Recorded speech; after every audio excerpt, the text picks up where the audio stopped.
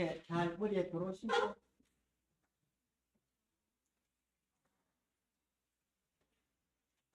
예, 이 정도만 기억해도 지금 엄청나게 공부 많이 한 겁니다. 이게 지금 어제 오늘까지 지금 3시간 했잖아요. 근데 사실은 6시간 했습니다. 제가 2배속으로 말하잖아요. 그 어쨌든 이렇게 앉아서 들으시는 게 쉬운 일이 아닌데 고생이 많으십니다. 앉아 듣는 게 힘들겠어요? 앞에서 강의하는 게 힘들겠어요? 안 그래요? 제가 해보니까, 우리 곽영님, 그렇죠? 하는 게 더 쉬워요. 앉아 듣는 게 더 힘듭니다. 아무튼 대단하십니다. 이제 도미니크 수도의 그 테첼 수도사가 그랬어요. 여기 동전이 땡그랑 하는 순간 화살같이 당신 아버지 영혼이 천국으로 간다 그러니까 막 돈을 내는 거죠. 그래서 루터가 헛소리 하지 마라. 그래서 처음에는 이제 종교 개혁이 아니고 그냥 이제 대학에서 토론하려고 붙였는 거예요. 이제 루터는 사실 굉장히 그 고뇌했어요. 이 사람이 이제 수도사가 된 거는 이렇게 가다가 번개가 꽝 쳐가지고 벼락이 치니까 너무 두려워가지고 제발 나를 살려주시면 내가 나를 헌신하겠습니다. 근데 누구에게 기도하냐면은 하나님이 아니고 광부의 어떤 수호신인 안나인가 뭐 그래요. 그러니까 이제 로마 가톨릭에는 성인들이 있잖아요.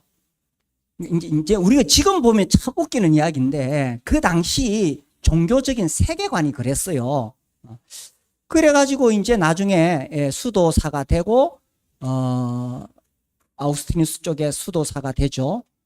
그리고 이제 정말 갈등했어요. 그래서 계속 고해성사. 자기가 죄를 지으면 자기보다 높은 신부에게 가가지고 그 자기 죄를 고백을 해요. 근데 이제 그 신부가 나중에 이야기해요. 제발 그만 찾아와라.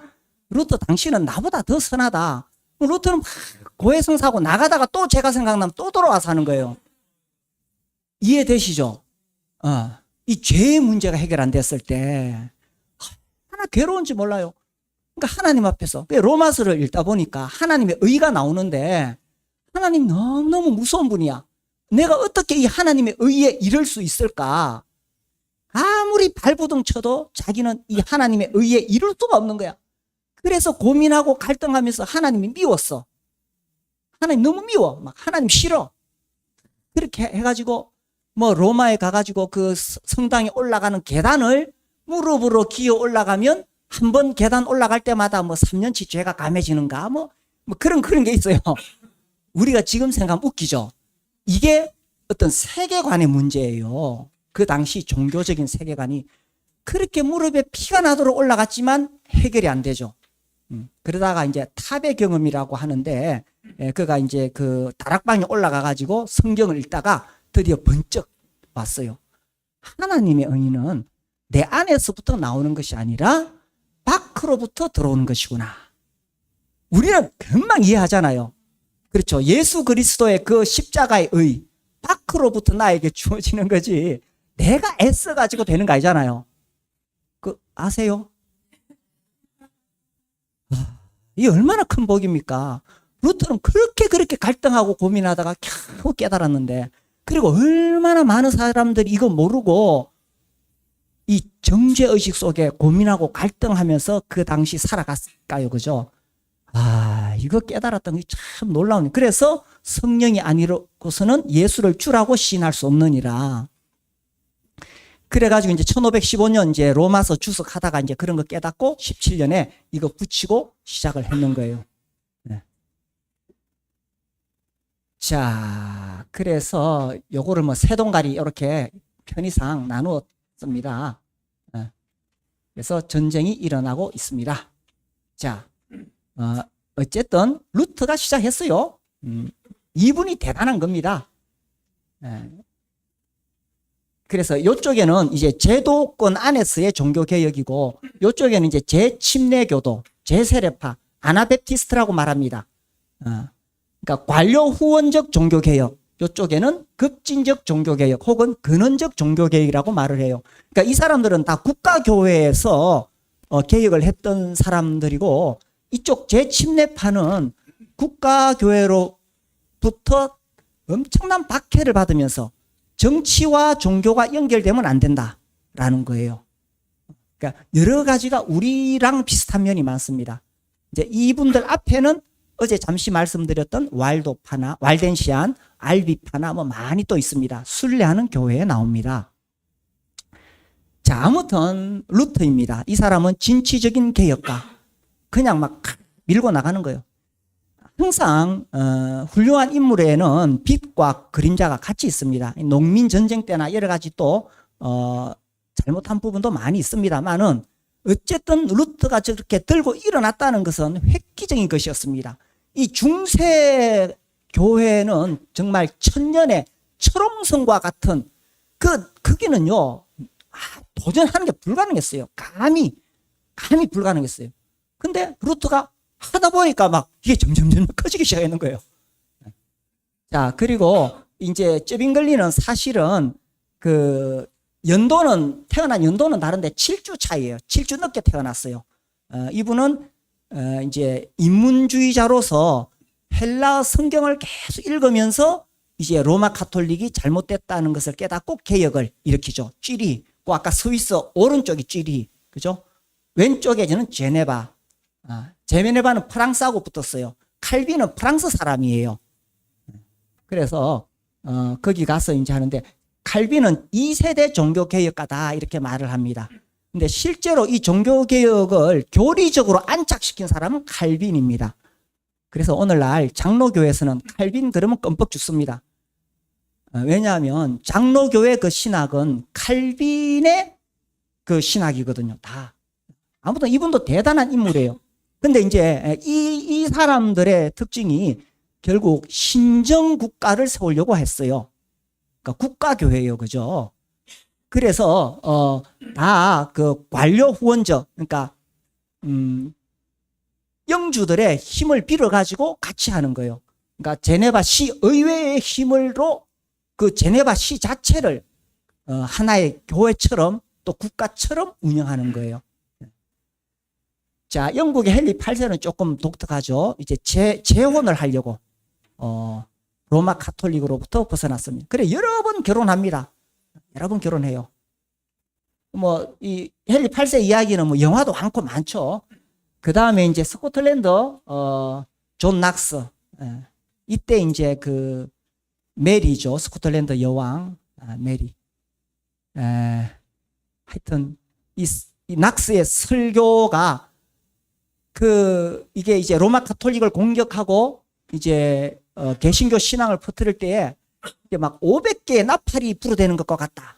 존 낙스가 설교하면 강력한 메시지를 전하는 거예요. 그러니까 다 이분들의 특징이 하나님의 말씀을 아주 강력하게 전한 것이었어요. 그리고 성경 자체가 엄청난 능력을 가지고 있는데 그전에까지는 잘 몰랐죠. 그러니까 라틴어 성경을 봤어요. 벌게이트 역이라고 하는데 히에로무스 제롬이라는 사람이 라틴어로 번역했는데 그게 이제 로마 카톨릭의 신학을 대변하는 것이다 보니까 많이 어긋나 있었어요. 그런데 이제 헬라어로 보고 이걸 아는 사람이 루터도 이걸 독일어로 번역했어요. 그러니까 독일 사람이 읽어보니까 거기다가 인쇄술이 쫙 됐잖아요. 읽어보니까 이게 엄청난 거야. 그래서 중세교회는 성례 중심의 예배였어요. 그러니까 7가지 성례, 이제 예배도 주일날 가서 미사를 드리는 거지 설교를 듣는 건 아니잖아요. 종교개혁은 뭐냐 하면 메시지를 전하는 거예요. 하나님 말씀. 그러니까 하나님의 말씀을 들으니까 사람들이 정신이 막 깨어나는 거예요. 이게 진리다 이거죠. 이게 진리다. 그게 이제 사람들을 움직이는 거죠. 자, 그리고 이제 아나베프티스, 재침례파, 이제 블라우럭, 그러니까 국가교회에서 벗어나는 거예요. 유아 세례가 아니다. 이 당시에 유아 세례는 말하자면 주민등록증이 발행되는 거예요. 그러니까 태어나면은 그 사회의 시민이 되기 위해서는 유아 세례를 받아야 했어요. 근데 이제 이분들이 성경 읽어보니까 유아가 무슨 믿음을 가져? 성경에는 믿는 사람이 세례를 받았다. 자, 여기서 중요한 것은 세례의 방식이 아닙니다. 물을 부을 수도 있고 뭐 물에 들어갈 수도 있어요. 중요한 것은 신자의 침례, 믿음을 가진 사람에게 주는 것이다라는 거예요. 근데 이 사람도 엄청나게 핍박받습니다. 왜? 이쪽은 권력을 쥐고 있잖아. 근데 이 사람들이 유아 세례를 거부한다는 것은 뭐냐 하면 국가의 지배로부터 벗어나겠다는 거잖아요. 자기 신앙을 가겠다는 거잖아요. 네. 그러니까 이 사람들을 엄청나게 핍박을 하죠. 자, 이제 다시 한번 봅시다. 아까 지도 제가 대충 드렸는데 여기 스위스가 있죠. 오른쪽에 여기가 이제 쥐리히, 이쪽이 제네바. 이거 제가 아래 한글로 그려서 엉터리 같은 그림 같은데 대충 이렇게 됩니다. 자, 그래서 자, 비텐베르크 요쪽 됩니다. 독일에 요 동네. 그 다음에 쥐리 요 동네. 그 다음에 헨리 8세는 영국에서 저기서 했고, 그 다음에 제네바 요 위에 이쪽이 되고, 그 다음에 존 낙스 스코틀랜드 저렇게 되죠. 자, 그렇게 해가지고 이제 이 루터의 가르침은 이 북쪽으로 주로 덴마크, 노르웨이, 스웨덴 이 북쪽으로 올라가서 여기는 루터교가 됩니다. 루터교. 그 다음에 이 칼빈의 가르침, 프랑스에 가면 위그노, 영국에 가면 청교도, 그 다음에 스코틀랜드 가면 장로파, 네덜란드 가면 고이센. 계속 전쟁이에요. 전쟁을 통해서 이들이 신앙을 가지게 됩니다. 그리고 1525년 제침례파가 이 쩌빙글리하고 계속 논쟁하다가, 아니 쩌빙글리 당신이 성경대로 하지 않았습니까? 성경에 보니까 이게 맞잖아요. 그런데 쩌빙글리가 이걸 받아들일 수가 없어요. 왜냐하면 쩌빙글리도 국가와 함께 개혁을 해야 될 상황이었거든요. 그래서 거기서 나왔어요. 제침례파. 예, 제침례파. 예, 제침례파 이야기할 때 제가 이 그림을 보여드리는데, 그러니까 이제 이 제침례 교도를 이제 탄압을 하기 시작했어요. 그래서 붙잡히면은 그 보는 앞에서 아내와 자식들을 먼저 수장을 시키거나 화형시키고, 그 다음에 이제 그 사람을 이제 또 죽여요. 아주 잔인하게 죽여요. 엄청나게 죽여요. 그래가지고 이제 여기 이제 이 경찰이 쫓아왔어요. 이 사람 아나페티스 도망갔어요. 도망가는데 이게 얼음이라. 이쪽은 막 도망가는데 자기를 쫓아오던 경찰이 얼음이 약해서 물에 빠졌어. 이 도망가던 아나베프티스트가 보니까 물에 빠졌거든. 되돌아와서 건져줬어요. 이 사람들은 철저하게 평화주의자예요. 건져줬어. 그럼 어떻게 될까?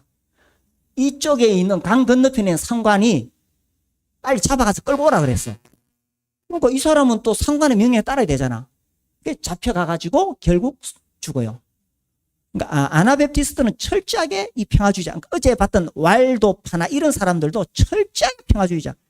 그 사람들도 그 이제 로마 가톨릭 거기서 잡으려고 아무리 들어가도 이 알프스 산맥에 들어가서 전쟁을 하면 계속 패하는 거예요. 이 왈도파가 그 지형을 이용해가지고 계속 쫓아내거든. 어제 이노센트 3세 이야기했잖아요. 최막강 교황이잖아요. 또 그 지시를 받아가지고 이제 잡으러 가는 거예요.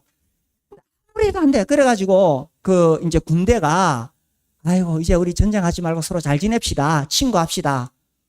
그러니까 그 왈도파 사람들이, 계곡의 사람들이 아유 그러냐고 이제 오라 그랬어. 오라 그래가지고 음식도 대접하고 따뜻하게 잠잘 수 있도록 집도 다 이렇게 제공했어. 그 밤에 그 사람들이 일어나가지고 무기 들고 와서 다 쳐 죽이는 거예요. 그러니까 이제 이 사람들의 특징은 철저하게 산상수훈에 나오는 그대로 살아보자 이거예요. 놀랍죠, 그죠? 좀 신기해요. 자, 뭐 아까 종교개혁사 뭐 이렇게 봤습니다. 예. 이 이제 루터하고 이제 이 당시에 이 칼 로세가 17살에 황제가 되는 걸 그래요. 그러니까 이제 합수부르크 가라 그러죠. 결혼을 통해서 땅이 엄청나요. 엄청난 땅이죠. 거기서 이제 이 사람은 철저한 로마 가톨릭 교도. 그래서 이제 루터 막 죽을 때까지 괴롭히고, 루터가 먼저 1546년에 세상을 떠나는데 계속 괴롭히죠. 그러다가 이제 1555년에 드디어 이제 아우크스부르크 화의로 인정을 해주게 됩니다. 이게 1521년입니다. 이 보름스 회의라 그러는데 그러니까 종교개혁 1517년 이후에 4년 뒤에 이제 황제가 불러가지고 이제 교황하고 다 해가지고 네 의견을 철회해라. 그 루트의 저술 책을 갖다 놓고 저거 다 불태우고 네 의견을 철회해라 했을 때 루트가 자기가 믿는 바를 명확하게요. 나는 하나님과 하나님의 말씀을 믿지 어떤 교황이나 이런 전통을 믿는 것이 아니다. 그리고 마지막에 그 유명한 말, 주여 내가 여기 있나이다, 이 말 하거든요. 그게 1521년이에요. 그래가지고 이제 그 자리에서 바로 체포해서 죽이진 않고 이제 일단은 이제 그런 자리, 그 다음에 이제 황제가 죽이려고 하는데 이제 루터가 이렇게 피신을 하게 되거든요. 자, 이제 여기서 중요한 게 이제 루터는 어쨌든 그 유럽에서 이렇게 종교 개혁을 일으키고 있었는데, 이때 1521년이 어떤 해냐 하면 코르테스가 아즈텍, 지금의 멕시코를 점령한 해예요. 그러니까 거기 있던 엄청난 금은 보화가 다 유럽으로 쏟아져 와. 이게 다 칼 오세한테 가게 되는 거예요. 그러니까 칼 오세가 통치했던 지역이 이거예요. 엄청나죠? 이게 이제 결혼을 통해서 다 이렇게, 그러니까 이 사람한테 마지막에 이 손자가 이 사람이라 자기한테 싹 몰렸는 거예요. 손자 자기한테. 그러니까 이제 뭐 여기서 뭐 이쪽에서 여기서 뭐 여기서 한닥하고 여기서 뭐 한닥하고 이래 하지만은 사실은 완전히 이렇게 된 거예요. 여기서 엄청난 금은 보화가 이제 쏟아지는 그 자금을 가지고 전쟁을 하는 거예요. 이제 칼로세가. 자, 그리고 이제 이 로마 가톨릭 내에서도 예수회가 생기고 또 그 예수회에 이 프란치스코 사비에르 이 사람이 이제 뭐 인도나 이렇게 일본에까지 가죠. 그래서 이제 로마 가톨릭 내에서도 변화가 일어났다. 1529년 이제 종교개혁 이후에 이제 12년 지났죠. 1529년. 이때 이제 아까 제가 그 프로테스탄트라는 이름이 생겼다 그랬죠. 또 이때가 무슨 해냐 하면 루터하고 쩌빙글리하고 서로 우리가 어쨌든 같은 개신교니까 힘을 합하자 이렇게 했는데 이 칼 오세하고 싸우기 위해서 그렇게 합하자고 해서 쭉 그들이 믿는 바를 쭉 내려가서 한 14개, 15개 다 똑같아요. 근데 마지막에 한 개가 딱 달라. 그게 이제 성찬 문제입니다. 이것은 내 몸이다라고 했을 때 로마 가톨릭은 화채설이라고 하죠. 그게 진짜 예수님 살과 피가 된다 그랬거든. 근데 루터는 그거하고 매우 비슷해요. 공제설이라고 진짜로 예수님의 살로 변하는 건 아니지만 이 떡 위에 떡 아래에 예수님의 살이 있다 이렇게 했는 거예요. 근데 이제 쩌빙글리는 아니야, 이건 하나의 상징일 뿐이다. 이건 기념하는 것이다. 그래서 상징설, 기념설이라고 이야기를 하죠. 거기서 서로 안 맞아가지고 이렇게 결별이 됩니다. 그래서 루터는 지금도 루터란이라 그래서 루터교가 따로 있어요. 그 다음에 쩌빙글리는 이 애국자거든요. 나중에 전쟁에 나가가지고 일찍 전사해요. 그리고 쩌빙글리의 후예들이 칼빈과 함께 해가지고 그래서 이제 칼빈주의의 흡수, 하여튼 같이 개혁주의라 그래요. 그리고 또 칼빈주의라 그래요. 지금의 장로교죠. 네. 그래서 이제 종교개혁 이후에 이제 루터교, 그 다음에 이런 칼빈주의, 이런 뭐 장로교, 그 다음에 영국에는 이제 성공회, 뭐 이런 식으로 이렇게 나뉘어지게 되는 거예요. 자, 이때 이제 그 위구노 전쟁 1562년부터 이제 낭트 침략 1598년까지 프랑스의 칼빈주의자를 위그노라 그래요. 또 엄청나게 죽인다 그랬죠. 그죠? 이게 이제 그 성 바돌로메 학살 사건이라 그래요. 그래서 엄청나게 죽이. 프랑스는 로마 가톨릭 나라였거든요. 그래가지고 엄청 죽이죠. 네. 자, 뭐 요 정도 보고 그 다음에 이제 이 가톨릭 내에서도 우리도 좀 각성하자. 이게 이제 트렌트 공의회인데 여기서 이제 좀 더 이 로마 가톨릭의 신학이 만들어져요. 이제 우리가 봤을 때 가장 큰 게 이런 거죠.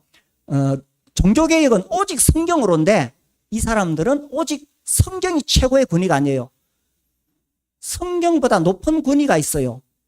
그 같은 성경과 같은 권위로 전통이라는 게 있어요. 그러니까 이제 로마 가톨릭 내에서 쭉 내려오던 전통, 그 다음에 그런 것들을 주관하는 교황. 그러니까 우리는 성경이 절대 기준이잖아요. 근데 지금도 천주교는 성경이 아니에요. 성경도 중요하지만 그들 속에서 내려오던 전통, 그리고 교황이 더 중요해요. 교황이 뭐라고 말하느냐. 이게 다른 거예요. 그래서 우리는 오직 은혜로잖아요. 그 종교개혁은 오직 은혜로인데 이쪽은 아니에요. 십자가와 함께 인간의 그 공로가 같이 들어가야 되는 거예요. 이제 그런 게 다른 거예요. 근데 어디 갔어, 여기? 아, 고3이라 그러던데. 공부하러 갔나? 고3은 산삼보다 귀하지. 자, 이제 이 무렵에 이제 도르트웨이, 이제 웨스트민스터 회의가 열리는데, 어쨌든 이 칼빈이, 그 개신교 신학을 정립을 합니다. 이 사람이 1536년부터 이제 기독교 강요라는 책을 내기 시작하고, 그게 이제 계속 재판 나와서 1559년까지 나오게 되는데, 이 사람의 영향이죠. 엄청난데, 근데 이제 여기에 이 칼빈의 후예들을 칼빈주의자라고 그래요. 그러니까 칼빈의 가르침과 칼빈주의는 조금 달라요. 그런데 이제 이때 이제 이 칼빈의 그 가르침과 조금, 그러니까 칼빈의 가르침이 아주 중요한 것은 하나님의 주권이에요. 하나님께서 모든 것을 주관하신다는 것인데, 여기에 대해서 아르미니우스라는 교수가 나타나요. 그래서 네덜란드에서 논쟁이 붙어요. 이제 이걸 이제 아주 단순하게 설명하는 겁니다. 단순하게 설명하면, 하나님께서 구원받을 자를 택하시고, 그 다음에 그가 구원받을 수 있도록 중생케 하시고, 그가 믿을 수 있도록 믿음을 주신다. 제가 단순하게 설명하는 거예요. 근데 알미니우스주의자는 아니다. 하나님은 택하지만 내가 믿어야 된다는 거죠. 그러니까 칼빈주의는 하나님이 이 사람을 다 이렇게, 그래서 막 저항할 수 없는 은혜를 부어주셔서 믿을 수밖에 없도록 만든다. 이게 칼빈주의고, 알미니우스주의는 아니야, 내가 안 믿겠다고 거부하면 구원 못 받아. 이런 거예요. 칼빈주의는 하나님이 한번 택하신 사람은, 이 사람은 절대적으로 구원을 잃어버리지 않는다. 알미니우스주의는 아니야, 내가 예수 믿다가 잘못하면 구원을 잃어버리는 거야. 이런 거예요. 이제 이게 좀 복잡한데 제가 아주 단순하게 설명한 거예요. 요 부분만 딱 잘라가지고 저한테 논쟁하지 마세요. 그래서 이제 이 도르트 회의가 열려요. 그게 이제 여기 이 회의가 열리는데, 여기서 이제 알미니우스주의자들이 축출됩니다. 추방됩니다. 이때는 단순히 교리 문제로 끝나는 게 아니에요. 그러니까 목사들이 직장을 잃어버리는 거예요. 심지어 사형도 당해요. 그러니까 전쟁이라 그랬죠, 종교개혁사는. 여기서 이제 튤립이라고 말합니다.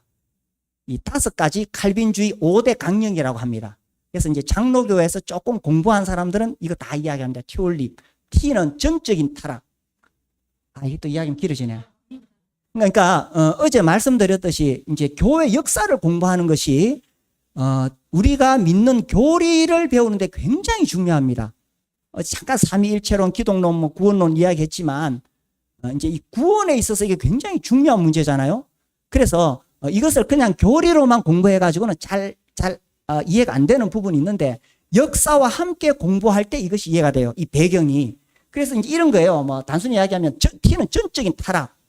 그래서 인간은 인간의 힘으로 하나님을 알 수도 없어. 완전 타락했기 때문에. 그런데 이제 두 번째 U는 하나님께서 무조건적인 선택, 무조건 구원하도록 선택을 하셨어. 그 다음에 세 번째 L은 뭐냐 하면, 예수님은 누구를 위해 죽으셨느냐? 온 세상을 위하여 죽으신 게 아니라 택한 사람들만을 위해 죽으셨다. 이런 거예요. 이게 또 다 의미가 있어요. 그 다음에 이제 I는, 그러니까 하나님이 구원하시려고 은혜를 부어주실 때 우리가 그걸 저항할 수가 없다. 그 다음에 밑에 P는 이 구원의 영원성, 성도의 견인이라 그래요. 그래서 이제 이게 정립이 되는 거예요. 그리고 이제 청교도 혁명 기간에 또 웨스트민스터 회의가 또 열려요. 요때 이제 이 내용을 기초로 해서 웨스트민스터 요리문답 신앙 고백이 이때 만들어지게 되는 거예요. 요게 이제 장로교에서는 이 두 개가 그들의 그 헌법에 있어서 가장 신앙의 중요한 기준이에요. 요걸 벗어나면 이제 장로교에서는 용납을 안 해요. 요 두 개가. 자, 자세한 거는 나중에 또 뭐 교리 공부를 하실 기회가 있으면 하시면 되겠고요. 자, 어쨌든 이때 코페르니쿠스, 갈릴레오, 뉴턴, 데카르트 제가 계속 이야기하니까 감이 오죠. 5분밖에 안 오시는 것 같아요. 그래서 이게 이제 세계관이 완전히 달라지는 겁니다. 이 루터하고 같은 시대에 살았던 코페르니쿠스. 이 사람 누구지? 갈릴레오, 데카르트. 이제 막 이 세계관이 깨지는 거예요. 이게요, 엄청난 사건입니다. 그리고 이제 이 무렵에 이제 스피노자 그리고 이신론이 나오게 됩니다. 시계 만들어 놓으면 그냥 돌아간다 이거예요. 이신론. 그래서 이제 중세 시대, 종교개혁 시대 이때만 해도 이제 이 종교가 중심이죠. 근데 이제 데카르트가 나타나는 거예요. 우주는 이제 신비에 쌓여 있는 것이 아니라 과학과 이성에 의해서 밝혀질 수 있다. 중세 시대까지는 교회의 권위였습니다. 교황이 최고였어요. 그리고 이제 종교개혁 시대에는 성경으로 돌아가는 거죠. 성경의 권위가 올라갔어요. 그죠? 그런데 이제 새로운 시대가 열렸다는 것입니다. 이제 이걸 뭐 딱 선을 그을 수는 없지만 1648년 베스트팔렌 조약을 요걸 기억하고 있으면 나중에 다른 복잡한 책을 읽을 때에 도움이 되니까 제가 자꾸 1648로 이야기합니다. 현관문 비밀번호를 바꾸세요. 지금 너무 많이 하고 있는 거 아닙니까?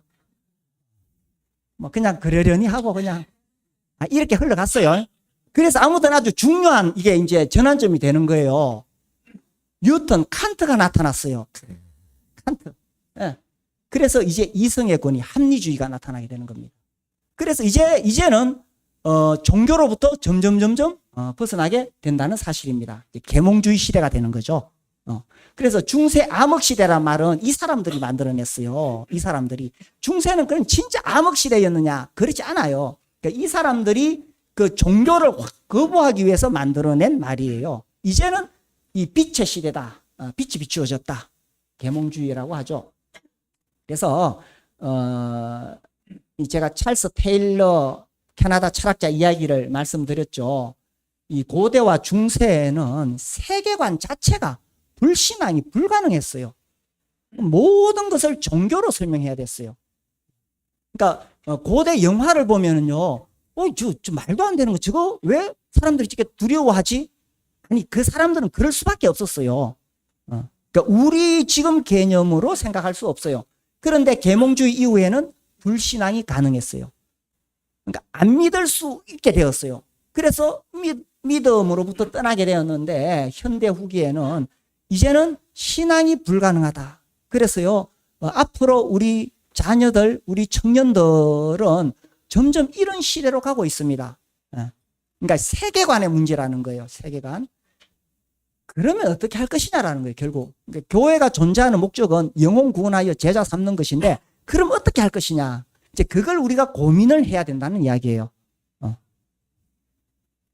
자, 이제 넘어갑시다. 현대교회사로 넘어갑니다. 넘어가도 되죠? 자, 아이고 이제 복잡해지는데 아이고 학교 다닐 때 이래 공부 열심히 했으면 다 장학생 됐을 텐데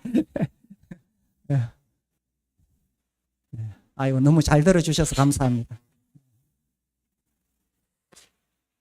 자, 17세기, 18세기 이성과 부흥의 시대, 그죠? 합리주의 시대인데 하나님 여정이 부흥의 역사를 일으키셨다. 그죠? 이성의 시대에 종교는 이신론입니다. 그런데 하나님은 이 청교도 운동과 경건주의 통해서 이 18세기 거인들이 나타납니다. 자, 이때 이제 스피노자 이신론 이런 게 나오죠. 그리고 칸트가 1789년 프랑스 대혁명, 이제 그 무렵에 이제 칸트인데, 칸트 이전의 모든 철학은 칸트에게 흘러들어가고 칸트 이후의 모든 철학은 칸트로부터 흘러나간다. 이 사람 이후에 이 기독교 이 신학이 엄청나게 변화가 옵니다. 이성으로 모든 걸 판단할 수 있어요. 그래서 이 사람이 이제 순수 이성 비판이라는 것을 책을 냈는데 12가지 범주를 나누고 인간의 이성을 통해서 이걸 다 이렇게 판단을 하는 거예요. 그런데 신에 대해서는 인간의 이성으로 판단할 수가 없어요. 그렇죠? 신, 자유의지, 영원. 신에 대해서는 인간의 이성으로 알 수가 없어요.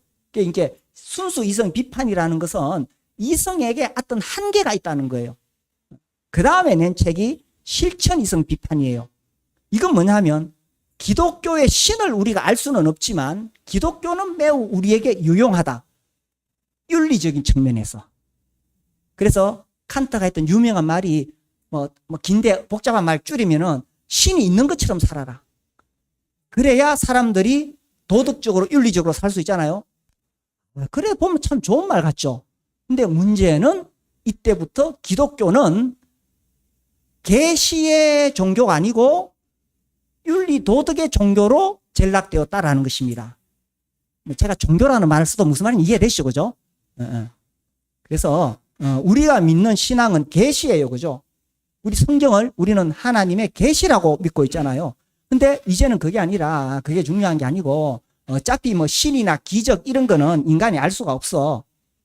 그러나 인간에게 매우 유용하죠. 윤리 도덕 측면에서. 그래서 이제 자유주의 신학이 나올 수 있는 이제 바탕이 되어지는 거예요. 자, 이때 뭐 이런 게 나오고 퀘이커교도 이때 나옵니다. 그리고 경건주의 부터 스페너, 프랑케, 그리고 진젠도르프. 진젠도르프의 또 그게 이제 웨슬리에게 영향이 가고 영국에서 부흥이 일어나게 되죠. 진젠도르프 나왔네. 1700년에 태어난 사람. 이 사람 이제 어제 제가 급하게 후스 넘어갔는데 종교개혁 이전에 이 로마 가톨릭에 대항해서 싸웠던 후스. 그 후예들이 30년 전쟁 때 쫓겨다니다가 이 사람 백작이거든요.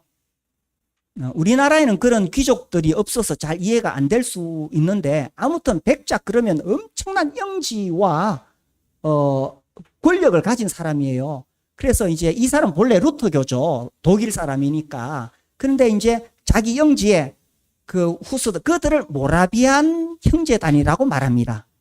제가 이제 형제 운동에 대해서 이렇게 전하니까 그럼 모라비안 형제들은 뭡니까? 이렇게 묻는데 형제 운동 약 100년 전의 사람들이 모라비안 형제단이에요. 그러니까 이 사람들을 이 진젠도르프가 자기 영지에서 보호를 했어요. 근데 중요한 것은 이 사람이 본격적으로 선교사를 파송하기 시작합니다. 그래서 사실 처음에 한 300명 정도 그들이 모여 있는 곳을 헤른후트라고 말하는데 거기서 이제 선교사들 파송할 때 갈 때 차비만 줘요. 그 가서 현지인하고 결혼하고 거기서 살다가 죽어요. 그래서 세계 곳곳에 복음을 전하러 갑니다. 그리고 이제 이 헤르누트 그러면 아주 유명한 것이 그들의 공동체에서는 100년 동안 기도의 불이 꺼지지 않았다. 어떻게 24시간 릴레이 기도를 하는지 계속 그렇게 기도를 했다는 거예요.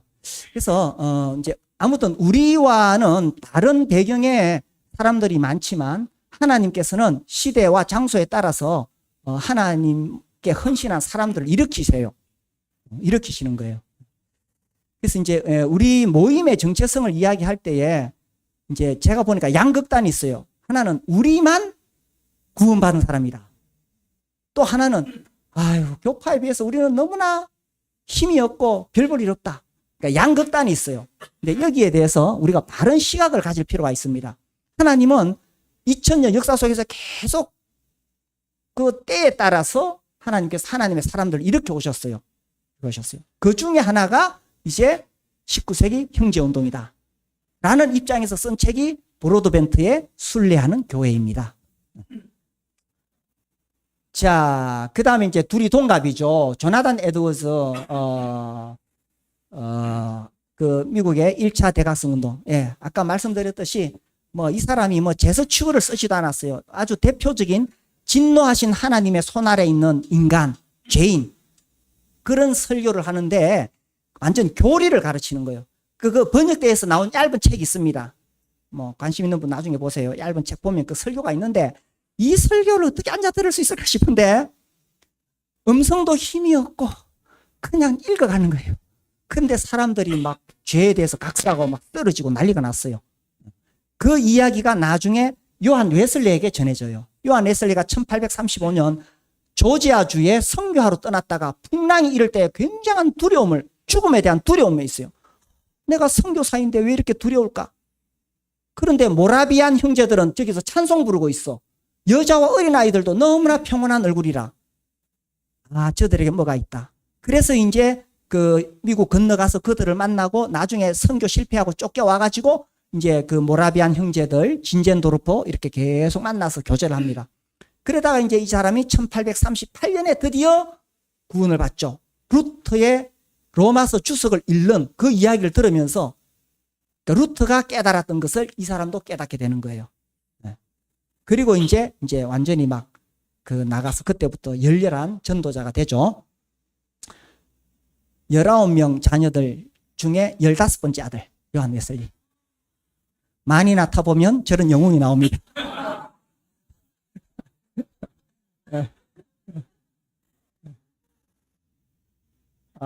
요한 웨슬리 대단한 인물이죠. 그리고 그들보다 11살 적은 조지 휘트필더. 이거 대단하죠. 그죠? 3만 명의 군중이.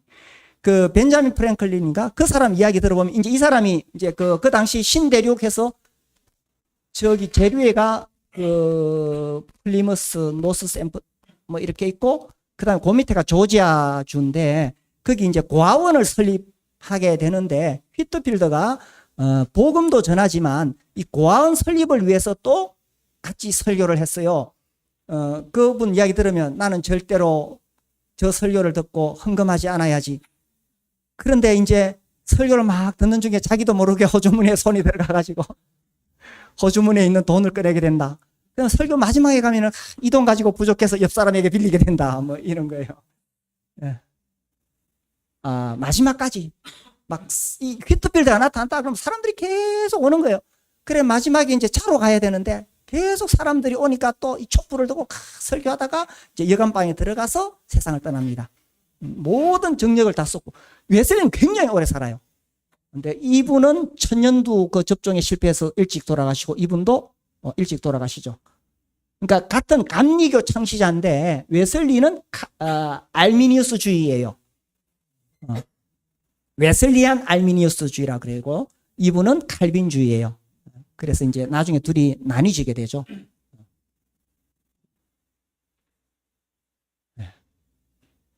자, 이제 19세기로 넘어갑니다. 이 19세기 진보의 시대인데 저는 또 그 옆에다가 선교의 시대라고 붙였습니다. 유명한 교회 역사가 라투렛에 의하면 19세기에 그야말로 전 세계로 선교사들이 다 파송이 돼요. 그 일에 어쨌든 영국이 엄청난 역할을 하는 거죠. 그리고 이제 이 19세기를 이제 여는 것이 아까 말씀드린 1번과 2번입니다. 그래서 이제 정말 이 인간이 뭔가를 이루어낼 수 있겠다. 프랑스 대혁명과 미국 독립전쟁입니다. 그리고 영국에서 자, 그렇죠. 독립전쟁, 그 다음에 프랑스 대혁명. 이건 완전히 이제 인본주의로 가는 거예요. 프랑스, 지금도 마찬가지죠. 그 후에 68혁명이라고, 뭐, 혹시 또 나중에 기독교 세계관을 들을 수 있을지 모르겠는데, 완전히 이 진보, 인본주의로 가게 됩니다. 프랑스, 예. 우리 청년들은 기독교 세계관 공부하면 좋습니다. 자, 이 19세기에 이제 형제운동 나오죠. 요 연도 세계, 예. 그래서 이제, 이 애인 그로브스가 이제 형제운동의 세 가지 근간이 되는 원리를 이야기했고, 1848년 다비의 교회론에 의해서 이제 오픈과 익스클루시브로 나뉘게 됩니다. 네. 네. 그 다음에 우리나라에는 60년에 맥카피, 62년에 제임스 오셔서 요 내일 이제 하게 되겠고요. 자, 영국의 19세기, 이 인도로 간 현대 선교의 아버지 윌리엄, 저분도 정말 이분의 이야기 읽으면 하여튼 막 재밌는 일화가 너무 많습니다. 시간이 지금 다 돼가지고 넘어가고요. 리빙스턴은 단순히 탐험가가 아닙니다. 이분은 선교사입니다. 아이고, 너무 일찍 갔다. 그 다음에 허드슨 테일러. 야, 대단하죠. 허드슨 테일러가 조지 밀러와 교제하고 그 앤드류 죽스 헐에 있을 때에 그때 이제 이 브래들린을 만나면서 앤드류 죽스 있을 때 그게 침례를 받고 거의 브래들린입니다, 이분이. 근데 나중에 중국 가서는 이제 초교파적으로 활동하면서 브래들린 티를 안 내고 만찬을 안 해요. 너를 안 쓰고. 그러나 이분은 이 조지 뮬러로부터 이게 페이스 미션이라 그래요. 제가 지금 거기에 대해서 글을 쓰고 있는데 이 총신 우리나라 가장 보수적인 거기서 이제 글을 좀 써달라 그래요. 이제 글을 쓰면은 그 잡지를 이제 이분들이 이제 우리 모임의 출신의 선교사들이 간혹 이렇게 오해를 받아요. 한국 선교사들에게 여러 가지 어려움이 있거든요. 그래서 이 책이 이제 그분들에게 다 돌아가게 된다. 총신은 어쨌든 뭐 한국에 아주 강력한 파워를 가지고 있습니다. 그래서 저 굉장히 좋은 기회라고 생각을 해요. 근데 원고료는 안 주겠대요. 아니 우리가 글 쓰면 다 돈 주거든요. 근데 아니 내가 돈 내고라도 써야 되죠. 그거는 우리 모임의 선교사들에게 굉장히 방어가 될 거예요. 자, 조지 뮬러 이거 뭐 말할 것도 없습니다. 그리고 구세군 지금은 많이 달라졌어요. 웨슬리의 감리교도 지금 또 구세군도 많이 달라졌지만 아무튼 윌리엄 부스 대단한 인물이죠. 런던 시내에 유리조각이 깔려 있을지라도 나는 잃어버린 영혼들을 구원하기 위해 내가 무릎으로라도 기어다니면서 전도하겠다는 사람이죠. 정말 대단한 인물이죠. 찰스 스펄전 아마 들어보셨을 거예요. 지금은 다 달라졌습니다. 이분이 세운 신학교도. 이게 이제 19세기인데 19세기 영국은 아무튼 이게 정말 이렇게 선교사 파송하고 이 복음의 열정이 뜨거웠던 19세기 영국. 이거 뭡니까? 서커스 연습장으로 예배당이 변했습니다. 쇼핑몰로 변했죠. 심지어 여기 이제 교회 인테리어 그대로 놔두고 술집으로 씁니다. 이게 지금 남의 이야기가 아니에요. 특히 여기 이제 이 우리식으로 말하면 차별금지법 이런 거 이제 통과되고 이제 전도 못하죠. 이게 지금 막 몰려오고 있어요, 지금. 그래서 하여튼 이게 역사의 흐름이 이제 이렇게 가고 있는데 그러면 우리 이 시대에 우리는 어떻게 복음을 전할 것이냐, 이제 이게 우리의 과제입니다. 자, 뭐 요 무렵 19세기는 아무튼 자유주의 신학 슐라이어마흐부터 이제 리철에 이르기까지 막 급속도로 발전하고 이때 이제 철학자 헤겔이 나타나죠. 학교에서 아마 정반합이라고 들어보셨을 거예요. 근데 이제 이 헤겔의 이 철학을 가지고 또 자유주의 신학에서는 자기들의 기독교를 막 발전을 시킵니다. 자, 미국에는 이제 찰스 피니 여기에 대해서도 뭐 약간의 논란이 있는데 아무튼 뭐 이제 기독교에 영향을 엄청나게 미친 사람 그 무디는 들어보셨죠? 또 무디 성경학교 뭐 있고 그죠? 무디가 가장 영향을 많이 받았던 사람 브래들린이죠. 브래들린. 그래서 무디의 그 나이아가라 컨퍼런스와 관련해서 많은 젊은이들이 도전을 받고 그 젊은이들이 선교사로 가는데 그들이 우리나라에 많이 왔어요. 그래서 초기에 우리나라 장로교는 세대주의적 종말론, 그러니까 휴거, 환란 전 휴거, 우리와 같은 믿음을 가지고 있어요. 왜냐하면 무디가 다비의 영향을 받았거든요. 그래서 이제 장로교에서 나중에 이상한 거예요. 선교사들 파송하고 보니까 자기들 종말론하고 다른 거야. 그래 그거 바로 잡으려고 그랬죠. 그러니까 이제 이 이후에 이제 또 그 성결 운동이 일어납니다. 그래서 뭐 영국의 캐직 운동, 뭐 또 뭐 미국에서도 뭐 팔머나 이런 여러 막 운동이 일어나는데 여기서 완전 성화주의가 나옵니다. 이게 이제 본래 요한 웨슬리가 이 완전 성화를 가르쳤는데 그게 이제 점점 발전하고 변질되어서 완전 성화라고 나와요. 혹시 나중에 그런 이야기를 하는 사람을 만나거든. 이렇게 나왔구나. 한동안 우리 모임에 그거 주장하는 분들이 있어서 그래요. 이게 어떤 그 교리가 갑자기 하늘에서 안 떨어집니다. 다 역사 속에서 반복됩니다. 그 완전 성화, 이제 그게 구세군에 들어갔을 때 거기서 완전 성화 위해서 그렇게 하다가 정신병 걸려서 입원했던 사람이 아이언사이드잖아요. 거룩, 그 책 제목, 거룩, 무슨 진실인가? 거짓과 진실인가? 그 짧은 책 전도 출판사에 나온 거 있어요. 예, 그거 읽어보면은 이 아이언사이드가 그렇게 변화되어 가는 과정을 통해서, 그분, 아이언사이드 우리 모임 형제잖아요. 그래서 이런 잘못된 교리들이 이제 다 역사 속에서 있었던 거예요. 이런 것들이. 자, 그리고 이때 미국에 이 양반이 안식교죠. 그 다음에 몰몬교, 여호와의 증인 막 이렇게 나타나기 시작합니다. 자, 그리고 19세기에 태어났지만 20세기에 가장 큰 영향을 미친 3명. 이 사람들이죠. 다윈, 1859년 종의 기원. 그 다음에 칼 막스죠. 그죠? 그러니까 이제 다윈, 진화론이죠. 창조를 거부합니다. 이 사람의 사상이 지금 다 깔려 있습니다. 제가 대학 가서 깜짝 놀란 게, 아니, 그 생물 시간에 배웠던 진화론이 일반 책에 이렇게 쭉 나와요. 그러니까 제가 대학을 언제 다녔어요? 그때 생각하면 지금은 중학교 심지어, 그죠? 초등학교 책에도 진화론이 다 깔려 있습니다. 공룡 나오고 창조를 거부하잖아요. 칼 막스, 유물론이죠. 물질뿐인데 무슨 영혼이 있어요. 이 기독교 세계관을 공부해 보면요, 미국에 있는 대학 교수에 심지어 그 절반 이상인가 다 이런 사상에 물들어 있습니다. 무섭죠? 유물론. 영혼을 이야기하자. 프로이드. 죄는 심리적인 억압일 뿐이에요. 죄는 회개할 문제가 아니라 병원에 가서 약 먹어야 돼요. 그러니까 완전 반기독교적이잖아요. 그래서 이런 세계관 사상들이 쫙 깔려있는 시대에 우리가 살아가고 있습니다. 다행히 여기 지금 제 나이 비슷한 분들은 정말 이런 고민 안 하고 예수님 믿었죠. 근데 앞으로 젊은이들은 이걸 깨야 됩니다. 자, 20세기로 넘어갑시다. 아유, 빨리 갑시다. 그래, 탈종교화 시대. 제가 이야기했죠. 그죠? 20세기에는 이제 기독교를 넘어서는 이데올로기다. 이 양반이 이야기했어요. 그죠? 이런 것들이 이제, 그러니까 점점 탈종교화 시대로 가고 있습니다.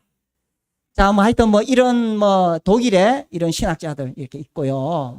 넘어갑시다. 그러고 이제 미국에서 원숭이 재판, 스콥스 재판이라 그러는데, 그 주에서는 더 이상 진화론 가르치지 말라 그랬는데, 그 과학교사 스콥스가 가르쳤어요. 그래서 재판이 붙었어요. 그런데 이때 고소했던 베로우 검사는 정말 훌륭한 그리스도인이지만 이분이 몰랐어요. 고생물학이나 진화론이나 이런 공부를 안 해서 성경만 가지고 싸우는 거예요. 재판 결과는 이겼어요. 그런데 사람들이 심리적으로는 정말 기독교는 배타적이다, 이런 분위기를 심어줬는 거예요. 이게 위험한 거예요. 그 무렵에 철저하게 이 근본주의를 주장했던 이런 학자들, 그 다음에 이제 빌리그램의 이게 신복음주의라 그래요. 조금 더 부드럽게 나와요.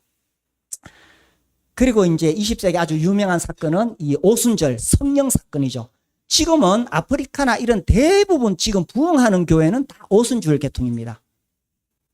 우리하고는 완전 다르죠. 그죠? 그 다음에 이제 20세기 이후에 최고의 이슈는 이 교회 연합운동입니다. 지금 이렇게 역사가 흘러가고 있습니다. 자, 탈기독교 시대에 어떻게 우리가 복음을 전할 것이냐, 이걸 고민을 해야 됩니다. 그리고요, 교회는, 지역교회는 죽어갈 수 있습니다. 그리고 그럼에도 불구하고 살아나는 교회가 있습니다. 상무교회는 제가 보니까 진짜 살아나는 교회, 살아나는데, 근데 죽어가는 교회도 있습니다. 어쨌든 예수님 말씀은 음부의 권세가 이기지 못한다 그랬어요. 그러나 지역교회는 죽을 수도 있고 살 수도 있습니다. 그리고 살아있는 교회의 존재 목적은 어쨌든 영혼 구원하여 제자 삼아야 됩니다. 그래서 이번 기간에 오늘 우리가 이 전체 교회사를 쭉 봤는데, 아무튼 상무교회는 제가 보니까 너무 분위기가 좋아요. 그래서 이제 이걸 위해서 살아가는 거죠. 그리고 이제 이 시대를 좀 더 이해했으면 좋겠어요. 이 시대가 우리가 80년대, 90년대 그때 구원받을 때하고는 너무나 다르구나. 저는 이제 우리 교회에서 제가 생각하는 대안이 뭐냐. 이 교회 공동체가 뜨거워야 된다는 거예요. 그래서 논리적으로 설명해서 과거에는 성경 펴놓고 막 죄인 만들고 이렇게 막, 그죠? 지옥 협박해가지고, 믿을 수 있도록 안내를 해줬잖아요. 지금은 그게 안 먹혀 들어갑니다. 그러나 교회 공동체가 정말 영적으로 살아있고 사랑이 넘치면 논리를 떠나서 사람들이 여기 오고 싶어 합니다. 그래서 당신들이 믿는 바가 뭐냐? 그게 예수님을 믿는 거예요. 제가 생각할 때는 그것이 대안이라고 생각해요. 교회 자체가 살아있으면 된다. 교회 자체가. 성령으로, 형제사랑으로, 복음으로, 예배가 살아있으면 여기에 영혼 구원의 역사가 일어난다고 생각을 해요. 네, 상무교회가 그런 교회가 되기를 바랍니다.